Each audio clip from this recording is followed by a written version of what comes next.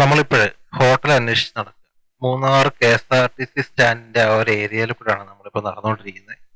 അപ്പോൾ ഈ ഒരു സീസൺ സമയത്ത്, ഹോളിഡേ സമയത്തൊക്കെ മൂന്നാർ വരുന്നവർ പ്രത്യേകം ശ്രദ്ധിക്കണം. ഇവിടെ കൊള്ളാവുന്ന രണ്ടോ മൂന്നോ ഹോട്ടലുകളേ ഉള്ളൂ. അവിടെയൊക്കെയാണ് നമുക്ക് കാല് കുത്താൻ സ്ഥലമില്ലാത്തത്ര തിരക്കാണ്.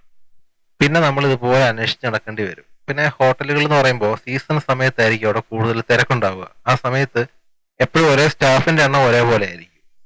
അപ്പോൾ ഓർഡർ എടുക്കാൻ വരാനൊന്നും ഒരാൾ പോലും ഉണ്ടാവില്ല. നമ്മൾ മണിക്കൂറോളം അവിടെ നിന്നിട്ട് നമ്മുടെ സമയം നഷ്ടമാവും. ഒരു 2-3 മണിക്കൂറൊക്കെ നമ്മൾ ഭക്ഷണം അന്വേഷിച്ച് നടക്കേണ്ടി വരും. പിന്നെ പാർക്കിങ് വേറൊരു പ്രശ്നമാണ്.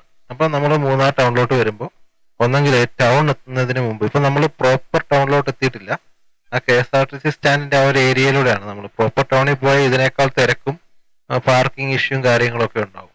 അപ്പം നമ്മൾ KSRTCയുടെ ആ ഒരു ഏരിയയിൽ കൂടെയാണ് നമ്മൾ കറങ്ങിക്കൊണ്ടിരിക്കുന്നത്.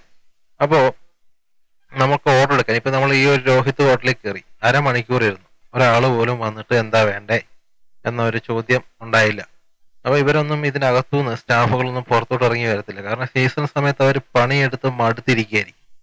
പിന്നെ അവർക്കൊരു ഇൻട്രസ്റ്റ് ഉണ്ടാവില്ല, കൈ കഴപ്പും കാല് കഴപ്പും ഒക്കെ ഉണ്ടാവുമല്ലോ.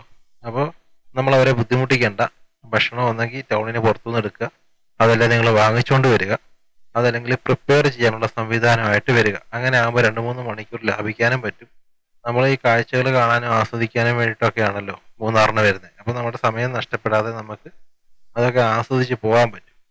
ഇപ്പൊ നമ്മൾ ഇവിടുന്ന് ഭക്ഷണമൊന്നും കിട്ടാണ്ട് പിന്നെയും കുറെ ദൂരമൊക്കെ നടന്ന് ഒരു ഹോട്ടലിൽ കയറി ഭക്ഷണം കഴിച്ച് ആ ഭക്ഷണം വയറിന് പിടിക്കാതെ ടോയ്ലറ്റ് കാര്യങ്ങളൊക്കെ ആയിട്ട് പിന്നെ അരമണിക്കൂർ നമുക്ക് നഷ്ടമായി. അപ്പൊ ഭക്ഷണത്തിന്റെ കാര്യത്തിൽ ഒരു പ്ലാൻ ഉണ്ടാക്കിയിട്ട് വരണേ.